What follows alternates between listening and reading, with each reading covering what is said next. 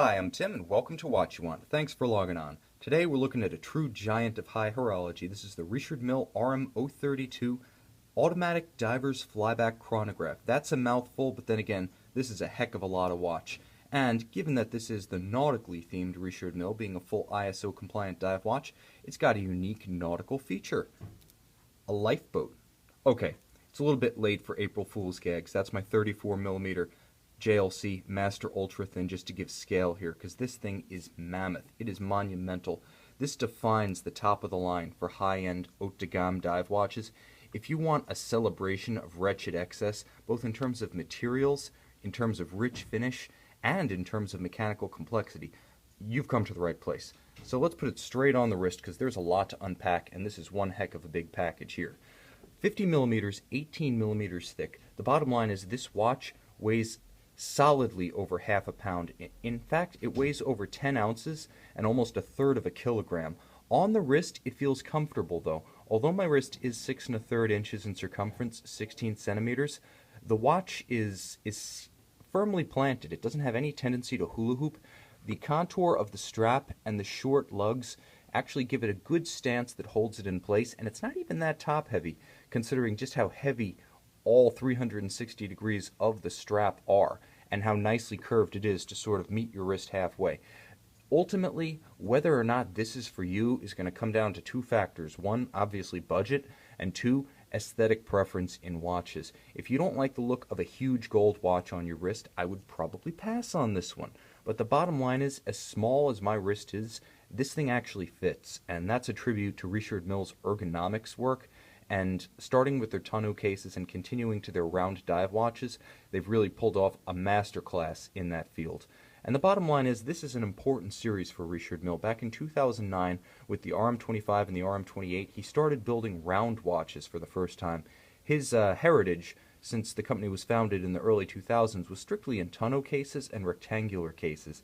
So this was a bit of a breakthrough for him, purely in terms of case geometry, and he made it work. Now, the RM32 bowed in 2011 as a more complex and, relative to the 25 at least, a more accessible high-end complication. I know we're really talking about degrees of distinction here, kind of angels on a pin type stuff.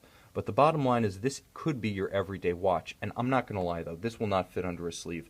Unless you're wearing some kind of radiation suit that's just so big and bulbous that you could stick your head through the sleeve, this thing is not going to fit under any kind of cuff, any kind of long sleeve.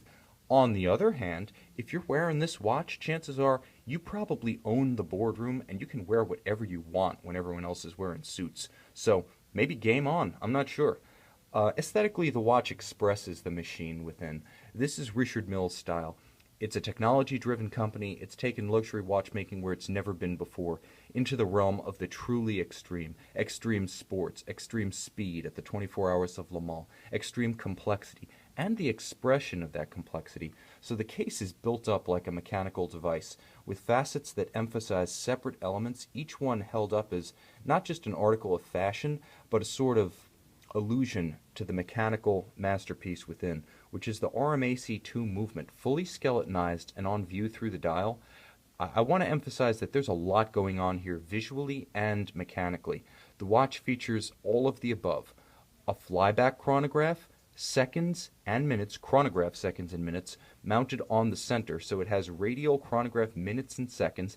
It has an annual calendar with the date and an Arabic numeral, very small and very subtle, at 4:30, indicating the month. You can see the date at 12 o'clock.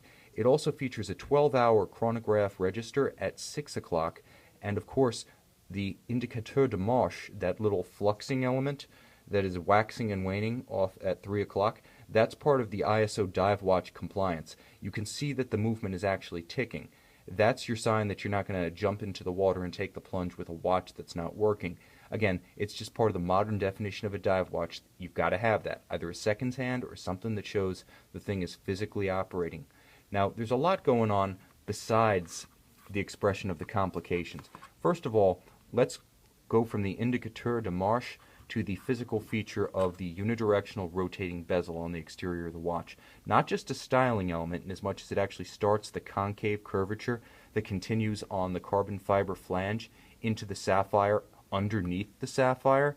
but it's also a functional element. Now you can't move it with the bare hands, but with a little mechanical advantage to pressing the buttons at 12 and 6 o'clock, now I can rotate it, and the tactile feel and the crisp audible detents, they absolutely meet my expectations for a watch of this caliber, a timepiece in this price range.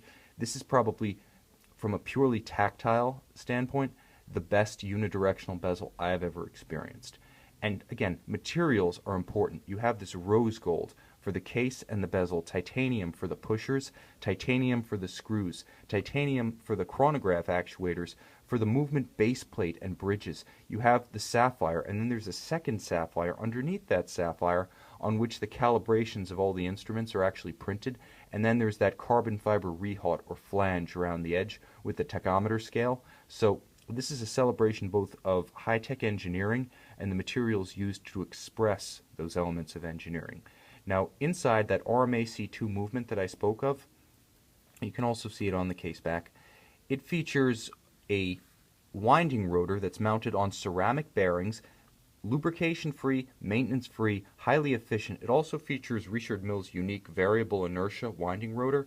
So by actually adjusting weights on the rotor itself, much like adjusting the moment of inertia of a balance wheel to change its rate, you can actually adjust the amount of energy this will pick up based on your typical level of activity. You can have the Richard Mille watchmakers actually tailor the winding vigor of your watch to stay in step with your level of activity. A twin barrel movement, it has a 50-hour power reserve with the chronograph off, and it has a 45-hour power reserve, give or take, with the chronograph running. Now, it has an incredible 62 joules. It is free sprung, so the regulator itself that changes the rate of the movement cannot be moved by shock and vibration, and that's exactly as you'd expect of Richard Mille. Now, it's also worth noting, as I stated earlier, that almost all of the movement is crafted from titanium. The point is not so much weight reduction as to prove that Richard Mille is technically capable of doing it and recapitulate via aesthetics the company's commitment to technology and avant-garde watchmaking. So there's definitely a lot going on in here. Everything about this watch is over the top, no question. And when placed over the top of your wrist, this thing can't be missed. Ultimately, like I said, it comes down to personal preference and whether or not you love the huge, high-tech gold watch look. And a lot of people do, because this has been a celebrated issue from Richard Mille. The RM32 has been universally acclaimed. Those who hate it, and those who love it are absolutely head over heels in love with it. The watch is a true dive watch, but it's so much more. Watches like this are almost homages to pure love of watchmaking.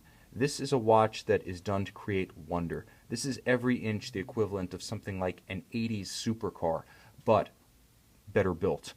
The bottom line is this is the kind of thing, were it a car that would be on a poster on the wall in every teenager's room in America. It's a purely emotional article.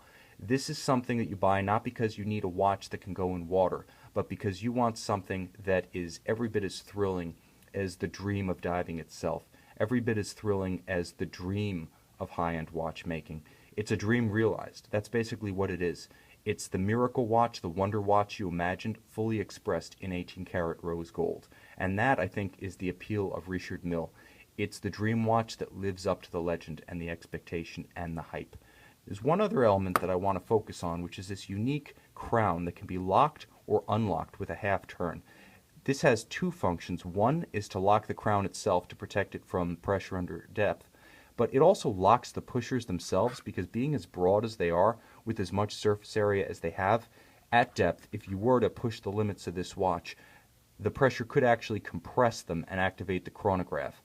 The bottom line is that when I talk about dreams, the dream of diving to 300 meters being one of them, Richard Mille has all of the bases truly covered. This watch comes with comprehensive equipment in outstanding condition. Again, it weighs almost 1/3 of a kilogram, and it comes with just as much optional equipment as you would expect. All the accessories, including the original box, which doubles as a watch winder and even features a European power adapter. Yes, they thought of everything. Can be viewed on our website, Watch You Want, along with this dream watch, the Richard Mille RM32, 50 millimeters, 18 millimeters thick, almost 1/3 of a kilogram, over a half pound of rose gold.